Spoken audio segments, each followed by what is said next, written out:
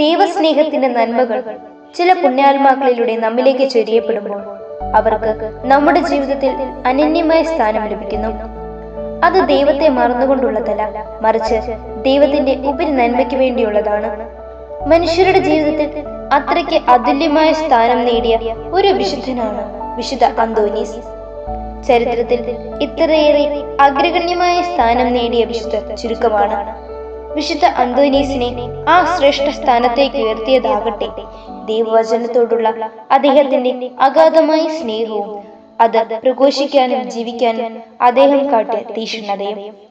അനേകം വചനപ്രസംഗകർ ഉണ്ടായിരുന്ന ഒരു കാലത്ത് പലർക്കും അരോചകമായി തീർന്നിരുന്ന വചന വ്യാഖ്യാനം അന്തോനീസ് ഹൃദ്യമാക്കിയതാകട്ടെ ജീവിതം കൊണ്ട് മാതൃക കാട്ടിയതുകൊണ്ടാണ് എന്നത് ചരിത്രം നമുക്ക് മുമ്പിൽ നൽകുന്ന സാക്ഷ്യമാണ്.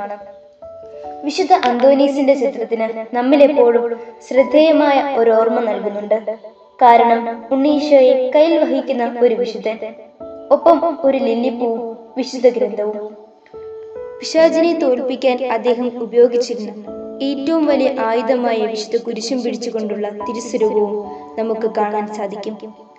ഇതെല്ലാം ലക്ഷ്യം വെക്കുന്നത് അദ്ദേഹത്തിന്റെ അഗാധമായ ദൈവശാസ്ത്ര ചിന്തയും അതിനെ പ്രയോഗവൽക്കരിക്കാൻ അദ്ദേഹം നയിച്ച വിശുദ്ധ ജീവിതവുമാണ്. വിശുദ്ധ അന്തോനീസിന്റെ ജീവിത കഥയിലേക്ക് ഒന്ന് തിരിഞ്ഞു നോക്കാം. 1795 ആഗസ്റ്റ് 15 പോർച്ചുഗിലെ ലിസ്ബൺ നഗരത്തിലാണ് അന്തോനീസ് ജനിച്ചത്. മാമോദീസായിൽ ഫെർണാണ്ടോ എന്ന പേര് നൽകി. ഫെർണാണ്ടോയ്ക്ക് 15 വയസ്സുള്ളപ്പോൾ അദ്ദേഹം ലിസ്ബണിലെ അഗസ്റ്റീനിയൻ സന്യാസി സമൂഹത്തിൽ ചേർന്നു. 17-ാം വയസ്സിൽ അദ്ദേഹത്തെ ബൈബിൾ വിജ്ഞാനീയത്തിൽ പേരുകേട്ട സാന്താക്രൂസിലെ അഗസ്റ്റീനിയൻ ആശ്രമത്തിലേക്ക് മാറ്റി. ഇവിടെ അദ്ദേഹം 9 വർഷം തീവ്രമായ പഠനത്തിൽ ചെലവഴിച്ചു. ഈ സമയത്ത് അദ്ദേഹം വിശുദ്ധ ഗ്രന്ഥം മനഃപ്പാഠമാക്കി.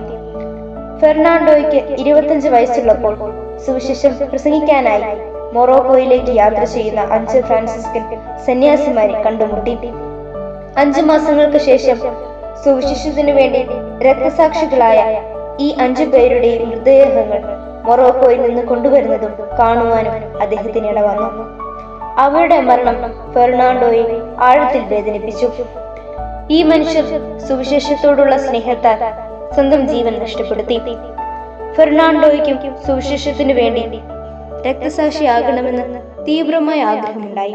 ആ ആഗ്രഹത്തോടെ അദ്ദേഹം ഫ്രാൻസിസ്കൻ സന്യാസി സഭയിൽ അംഗമായി അന്തോനീസ് എന്ന പേര് സ്വീകരിച്ചു.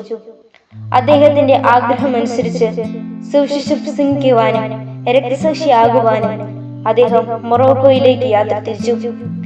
എന്നാൽ തീക്ഷ്ണമതിയായ ആ ചെറുപ്പക്കാരനെ കുറിച്ച് ദൈവത്തിന് മറ്റു പദ്ധതികളുണ്ടായിരുന്നു. മൊറോക്കോയിൽ എത്തിയ ഉടൻ തന്നെ അദ്ദേഹത്തിന് ഗുരുതരമായ അസുഖം പിടിപെട്ടു. മാസങ്ങൾക്ക് ശേഷവും അസുഖം മാറാതെയായപ്പോൾ നാട്ടിലേക്ക് തിരിച്ചു പോകാനായി യാത്ര തിരിച്ചു. മടക്കയാത്രയിൽ കപ്പൽ ശക്തമായ കൊടുങ്കാറ്റിൽപ്പെട്ടു. തകർന്നലഞ്ഞ കപ്പൽ ഇറ്റലിയിലെ സിസിലിയിൽ ചെന്നു. ദൈവിക പദ്ധതിയാൽ സിസിലിയിൽ എത്തപ്പെട്ട അന്തോനീസിനെ അവിടെയുള്ള ഒരു ഫ്രാൻസിസ്കൻ ആശ്രമത്തിൽ എത്തിച്ചു. അവർ അദ്ദേഹത്തെ ശുശ്രൂഷിച്ചു. പതിയെ ആരോഗ്യത്തിലേക്ക് തിരികെ വന്ന അന്തോനീസ് വിശുദ്ധ ഫ്രാൻസിസ് അസീസിയുടെ സാന്നിധ്യത്തിലുള്ള ഒരു ഒത്തുചേരലിനെ കുറിച്ച് കേൾക്കുകയും അതിൽ സംബന്ധിക്കുവാൻ തീവ്രമായി ആഗ്രഹിക്കുകയും ചെയ്തു. മെയ് 23 ആ മഹത്തായ സംഭവം നടന്നു. നൂറ്റാണ്ടിലെ 2 വിശുദ്ധ ജന്മങ്ങളുടെ ഒത്തുചേരൽ, വിശുദ്ധ ഫ്രാൻസിസിന്റെയും വിശുദ്ധ അന്തോനീസിന്റെയും കണ്ടുമുട്ടൽ. ലോകത്തിന് മനസ്സിലാക്കാൻ കഴിഞ്ഞില്ലെങ്കിലും സ്വർഗം സന്തോഷിച്ച നിമിഷം.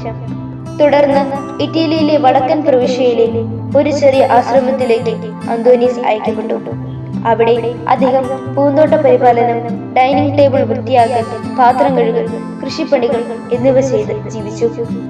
ധ്യാനത്തിലും സഹോദരത്തിലും ദാരിദ്ര്യത്തിലും സന്തോഷത്തോടെ ജീവിച്ച ഒരു ലളിതമായ സഹോദരൻ എന്ന നിലയിലാണ് അദ്ദേഹം അക്കാലത്ത് അറിയപ്പെട്ടിരുന്നത്. ഏകദേശം 1 വർഷക്കാലം അന്തോനീസിന്റെ ഈ ആശ്രമ ജീവിതം തുടർന്നു. ഒരു ദിവസം ഒരു വൈദിക പട്ടത്തിന് പോയപ്പോൾ അന്ന് പ്രസംഗം പറയേണ്ട വൈദികന് വരാൻ സാധിക്കാതെ വന്നപ്പോൾ ആന്റണിയോട് ഒരു ചെറിയ പ്രസംഗം പറയാൻ ആവശ്യപ്പെട്ടു. ലളിതമായ രീതിയിൽ സംസാരിച്ചു തുടങ്ങിയ അന്തോനീസ് തിരുവചന രഹസ്യങ്ങളുടെ ആഴങ്ങളിലേക്ക് തന്റെ അഗാധമായ അറിവ് കൊണ്ടും തിരുവചനത്തോടുള്ള സ്നേഹം കൊണ്ടും ആഴ്ന്നിറങ്ങിയപ്പോൾ ആ പ്രഭാഷണത്തിന്റെ വിശുദ്ധി ശ്രോതാക്കളെ വല്ലാതെ ആകർഷിച്ചു. ഇത് ദൈവം ഒരുക്കി വാർത്ത അന്തോനീസിലെ ദൈവവചന പ്രഘോഷകനെ ലോകത്തിന് വെളിപ്പെടുത്തിയ നിമിഷങ്ങളായിരുന്നു. ശാന്തമായ ആശ്രമ ജീവിതത്തിൽ നിന്ന് ഒരു ദൈവവചന പ്രഘോഷകനിലേക്ക് അന്തോനീസ് കടന്നു.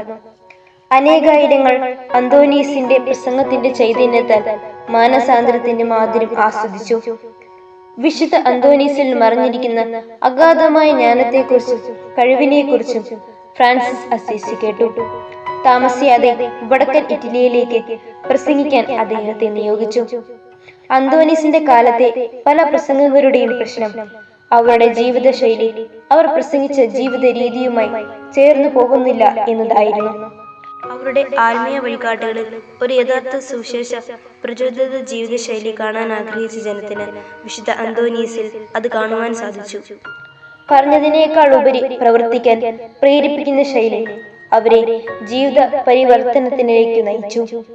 ഒരു ദിവസം പാഷണ്ഡരായ പ്രഭാഷകർ ഭരിക്കുന്ന ഒരു പട്ടണത്തിൽ പ്രവേശിക്കുമ്പോൾ അദ്ദേഹം പറഞ്ഞത് പട്ടണത്തിലെ ആളുകൾക്ക് ഇഷ്ടപ്പെട്ടില്ല. അവർ അത് കേൾക്കാൻ വിസമ്മതിച്ചു. എന്നാൽ അന്തോനീസ് നദിയിലേക്ക് തിരിഞ്ഞ് മത്സ്യങ്ങളോട് പ്രസംഗിച്ചു. മത്സ്യങ്ങൾ കൂട്ടത്തോടെ ആ പ്രസംഗം കേൾക്കാൻ ഒത്തുകൂടിയെന്ന സംഭവം അന്തോനീസിന്റെ ജീവിതത്തിൽ നമുക്ക് വായിക്കാൻ കഴിയും. വിശുദ്ധ കുർബാനയോടുള്ള അന്തോനീസിന്റെ ഭക്തിയും അതിതീവ്രമായിരുന്നു. 1226 വടക്കൻ ഇറ്റലിയുടെ പ്രവിശ്യ സുപ്പീരിയറായി അദ്ദേഹം നിയമിതനായി. എങ്കിലും സുവിശേഷ വ്യാഖ്യാനങ്ങൾ അദ്ദേഹം ഒരിക്കലും നിർത്തിയില്ല. 33-ാം വയസ്സിൽ റോമിൽ വെച്ച് അദ്ദേഹം ഗിഗറി മാർപ്പാപ്പയെ കണ്ടുമുട്ടുകയും വിശുദ്ധന്റെ വചന വ്യാഖ്യാനത്തിന്റെ സൗന്ദര്യത്തെ മാർപ്പാപ്പ നേരിട്ട് അനുഭവിക്കുകയും ചെയ്തു. ഒടുവിൽ വടക്കൻ ഇറ്റലിയിലെ പാദുവായിൽ അന്തോനീസ് എത്തി. നിയമപഠനത്തിന് വളരെ പ്രശസ്തമായ ഒരു സർവകലാശാലയുള്ള ഒരു പ്രധാന നഗരമായിരുന്നു പാദുവ. അവിടെയാണ് അദ്ദേഹം തന്റെ അവസാനത്തേതും ഏറ്റവും പ്രശസ്തവുമായ നോമ്പുകാല പ്രഭാഷണ പരമ്പരകൾ നടത്തിയത്. അന്തോനീസിന് ഏറ്റവും ഇഷ്ടപ്പെട്ട പ്രദേശവും പാദുവയായിരുന്നു. 30,000-ത്തിലധികം ആളുകൾ അന്തോനീസിന്റെ പ്രസംഗം കേൾക്കാൻ വരുന്ന സാഹചര്യം വന്നു. അതുകൊണ്ട് വിശുദ്ധൻ പലപ്പോഴും നഗര ചത്തുരങ്ങളിലോ കൂടുതൽ ആളുകൾക്ക് ഒത്തുകൂടാൻ കഴിയുന്ന തുറസായ മൈതാനങ്ങളിലോ പ്രസംഗിച്ചു. അന്തോനീസിനെ കേൾക്കാൻ ആളുകൾ രാത്രി മുഴുവൻ കാത്തിരുന്നു. 1231 നോമ്പുകാലത്ത് നിരന്തരമായ പ്രഭാഷണങ്ങൾ നടത്തിയതുകൊണ്ടും തീവ്രമായ ഉപവാസത്തിൽ കഴിഞ്ഞതുകൊണ്ടും അന്തോനീസ് വളരെ ക്ഷീണിതനായി. വിശ്രമത്തിനായി മറ്റൊരു ഗ്രാമത്തിലേക്ക് പോയെങ്കിലും തന്റെ അന്ത്യനാളുകൾ അടുത്തു എന്നറിഞ്ഞ അന്തോനീസിനെ അദ്ദേഹത്തിന് ഏറെ പ്രിയപ്പെട്ട പാദുവയിൽ തന്നെ അദ്ദേഹത്തിന്റെ ആഗ്രഹപ്രകാരം ജീവിക്കാൻ അനുവദിച്ചു. അന്ത്യകൂദാശകൾ സ്വീകരിച്ച് സമാധാനത്തോടെ വിശുദ്ധ അന്തോനീസ് 1231 ജൂൺ 13-ന് 36-ാമത്തെ വയസ്സിൽ ഈ ലോകത്തോട് വിട പറഞ്ഞു. അന്തരിച്ച ഉടൻ തന്നെ വിശുദ്ധ അന്തോനീസിനോടുള്ള ഭക്തിയും തീവ്രമായി. വിശുദ്ധന്റെ മൃതദേഹം കാണാനും സംസ്കാരത്തിൽ പങ്കെടുക്കാനും ആയിരക്കണക്കിന് ആളുകൾ വന്നു. മൃതസംസ്കാര വേളയിൽ തന്നെ അത്ഭുതങ്ങളുടെ നിര തുടർന്നു. അന്തോനീസിന്റെ ശവകുടീരം അസാധാരണമായ ഭക്തിയുടെയും നിരവധി അത്ഭുതങ്ങളുടെയും സ്ഥലമായി മാറി. ജീവിച്ചിരുന്നപ്പോൾ തന്നെ നിരവധി അത്ഭുതങ്ങളാൽ തന്റെ ദൈവവചന പ്രഘോഷണത്തെ സാക്ഷ്യപ്പെടുത്തിയ അദ്ദേഹം മരിച്ചതിനു ശേഷവും അത്ഭുതങ്ങളുടെ ഒരു കലവറയായിരുന്നു.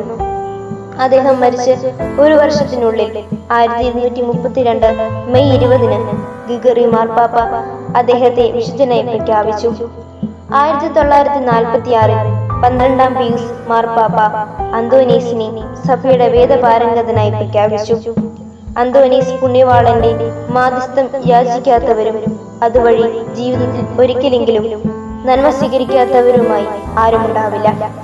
പാദുവ ഒരു പുണ്യനഗരമാണ്. ഭൗതികമായ ദേഹം നശ്വരമത്രേ. അത് അസ്തമിച്ചാലും ആത്മാവ് ദൈവത്തോടൊപ്പം ജീവിക്കുന്നു. അത് അനശ്വരമായ കാലത്തിന്റെ അതിരുകളോളം വിശ്വാസി സമൂഹത്തിന് ആശ്രയമായി ചൈതന്യത്തിന്റെ ദീപ്തി പ്രസരിപ്പിച്ചുകൊണ്ടിരിക്കുന്നു.